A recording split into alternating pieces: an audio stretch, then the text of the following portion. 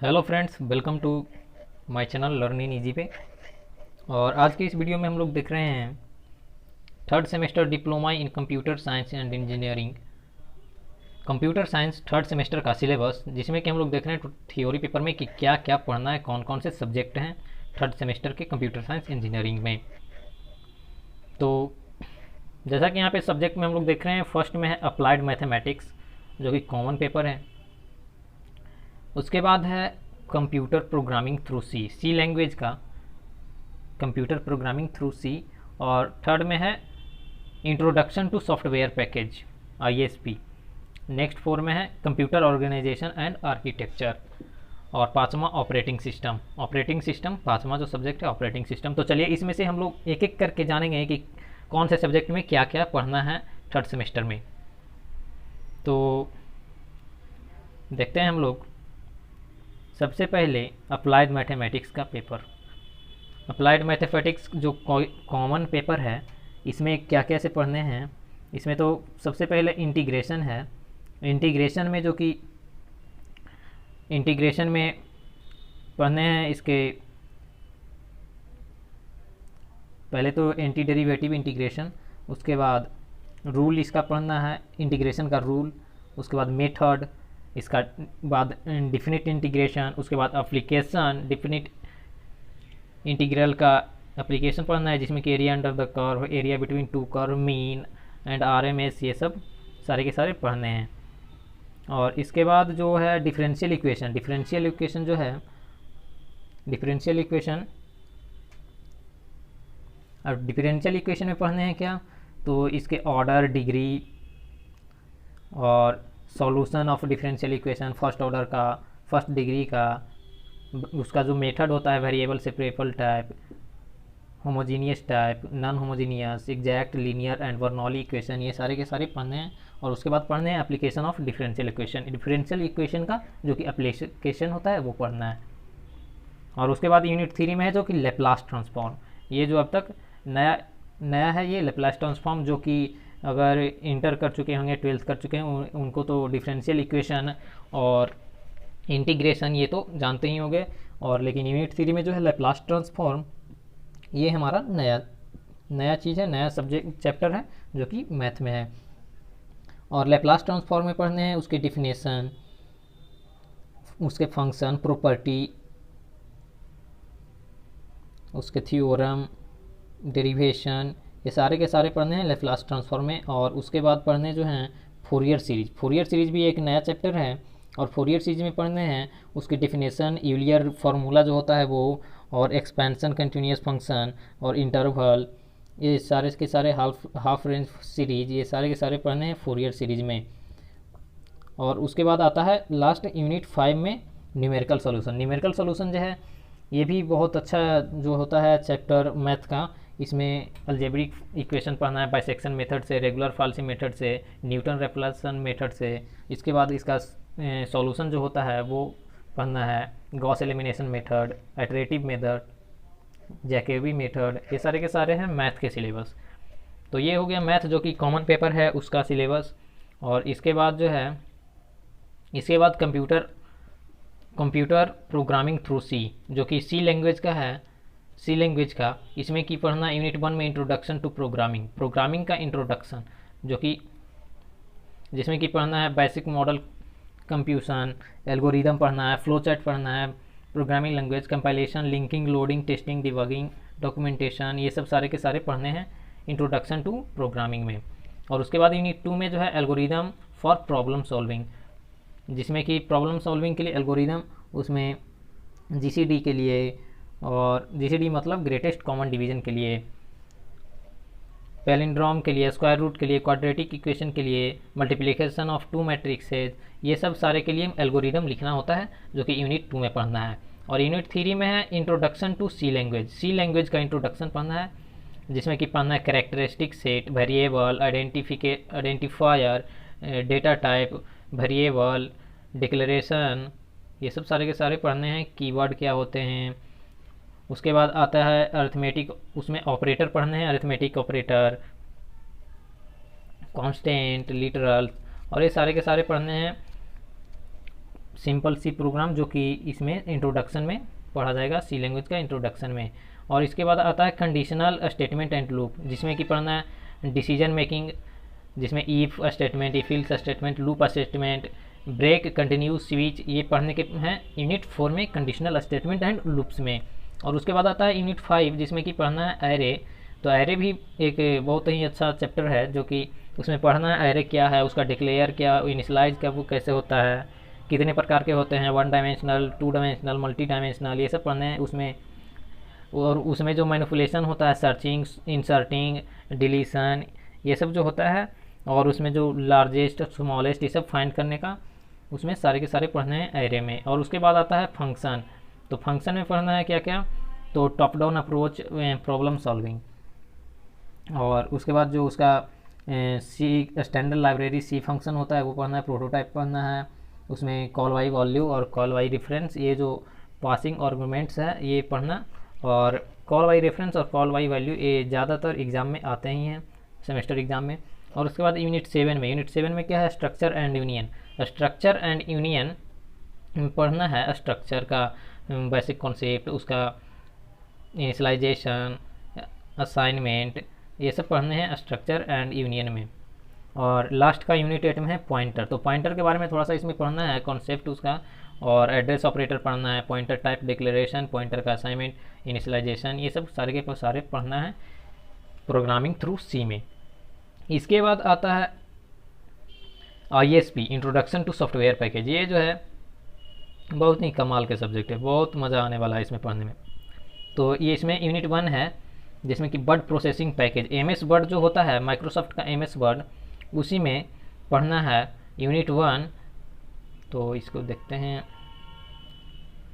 इसमें पढ़ना है क्या क्या, वर्ड प्रोसेसिंग में मेन्यू पढ़ना है, ऑप्शन फाइल पढ़ना है, edit menu, view menu, insert menu, जो कि मेन्यू होते हैं उसमें सारे के सारे टूल बार पढ़ने हैं, डॉक्यूमेंट कैसे तैयार किया जाता है, उसमें पासवर्ड कैसे लगाया जाता है, प्रोटेक्शन कैसे लगाया जाता है, उसमें पेज में मार्जिन कैसे सेट किया जाता है, टैब कैसे सेट किया जाता है, रूलर कैसे इंडिकेट होता है, ये सब सारे के सारे पढ़ने हैं। टेक्स्ट का कलर चेंज कैसे होगा, पूरा का पूरा डॉक्यूमेंट जो तैयार करने में जो भी उसमें होता है, इससे आप डॉक्यूमेंट तैयार कर सकते हैं।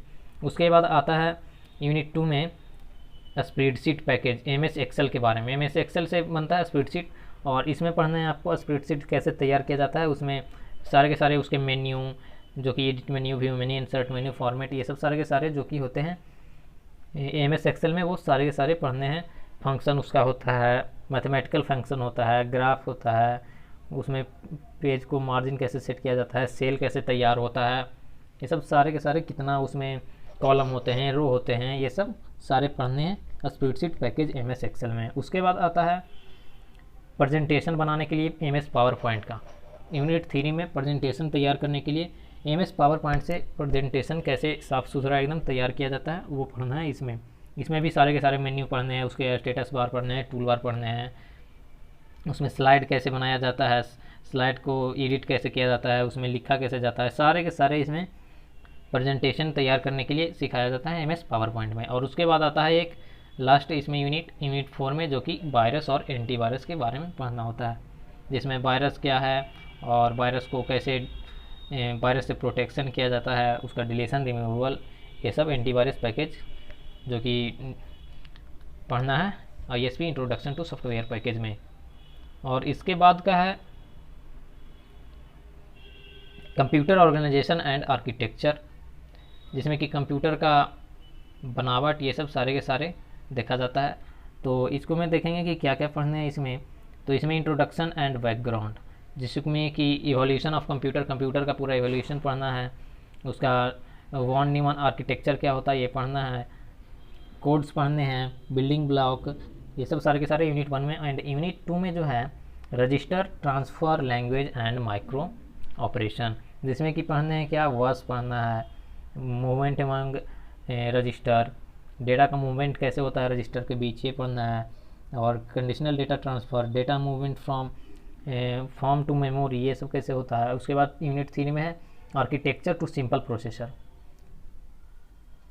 इसमें पढ़ने हैं क्या क्या, तो organization and instruction set, instruction execution in terms of micro instruction, ये सब पढ़ने हैं यूनिट 3 में एंड यूनिट 4 में जो है CPU ऑर्गेनाइजेशन।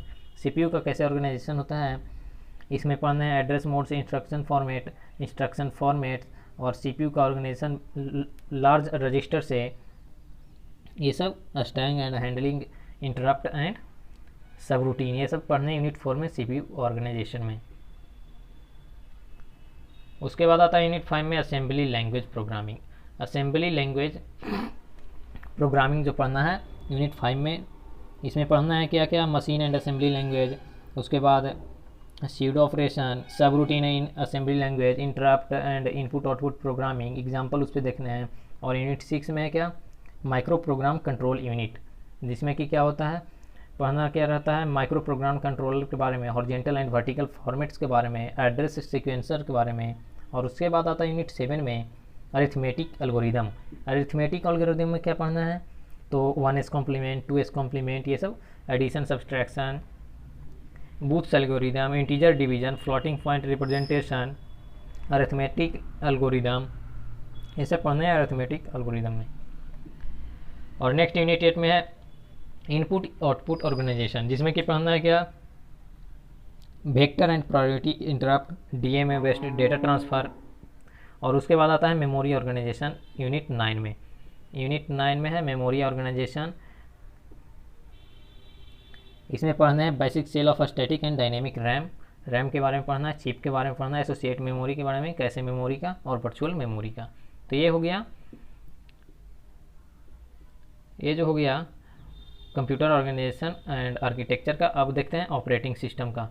ऑपरेटिंग सिस्टम में क्या क्या है, तो ऑपरेटिंग सिस्टम का इंट्रोडक्शन है कि इवोल्यूशन ऑफ ऑपरेटिंग सिस्टम, इसमें ऑपरेटिंग सिस्टम का इवोल्यूशन देखना है, टाइप्स ऑफ ऑपरेटिंग सिस्टम। उसके बाद है यूनिट 2 में प्रोसेस में पढ़ना क्या है, कॉन्सेप्ट उसका और view of process, operating system में view of process, operating system service और प्रोसेस मैनेजमेंट। उसके बाद आता है यूनिट 3 में inter process communication and synchronization में इसमें पढ़ना है क्या, hardware support for manual execution, monitor, message, deadlock, ये सब सारे के सारे पढ़ना है यूनिट 3 में। एंड यूनिट 4 में क्या है, मेमोरी मैनेजमेंट। इसमें मेमोरी मैनेजमेंट पढ़ा जाता है कंटिन्यूअस एलोकेशन और नॉन कंटिन्यूअस एलोकेशन में। उसमें देखा जाता है क्या, paging, virtual memory, segmentation, allocation, static memory allocation में स्टैटिक एलोकेशन, डायनेमिक एलोकेशन। और उसके बाद आता है यूनिट 5 में फाइल मैनेजमेंट, जिसमें कि पढ़ना है फाइल सर्विसेज के बारे में, डायरेक्टरी स्ट्रक्चर के बारे में, command language use, view of file system. उसके बाद आता है सिक्योरिटी एंड प्रोटेक्शन। यूनिट 6 में सिक्योरिटी एंड प्रोटेक्शन, जिसमें कि पढ़ना है सिक्योरिटी के बारे में, थ्रेड्स के बारे में, और उसमें बॉम्ब्स के और वायरस के बारे में पढ़ना है। और नेक्स्ट आता है मल्टी प्रोसेसर सिस्टम। यूनिट 7 में मल्टी प्रोसेसर सिस्टम में पढ़ना क्या है, motivation and classification, multi processor interconnection, types of multi processor operating system, multi processor और फंक्शन एंड रिक्वायरमेंट्स। और उसके बाद यूनिट 8 है केस स्टडी, इसमें पढ़ना क्या क्या है, लाइनेक्स ऑपरेटिंग सिस्टम के बारे में, यूनिक्स ऑपरेटिंग सिस्टम के बारे में। तो लाइनेक्स के बारे में पढ़ना क्या क्या है, उसके पूरे फीचर को देखना है, उसके बेनिफिट को देखना है, और लाइनेक्स ऑपरेटिंग सिस्टम कैसे क्या वर्क करता है ये देखना है। उसके बाद आता है यूनिक्स ऑपरेटिंग सिस्टम, तो उसमें भी देखना है file in the Unix system, Unix command shells the system kernel. ये हो गया ऑपरेटिंग सिस्टम का सिलेबस। तो ये रहा थर्ड सेमेस्टर कंप्यूटर साइंस का पूरा सिलेबस। और यदि आपको ये वीडियो अच्छा लगा हो तो इसे लाइक ज़रूर करें और अपने सहपाठियों के पास शेयर ज़रूर करें, और इस चैनल से जुड़े रहने के लिए चैनल को सब्सक्राइब कर दें।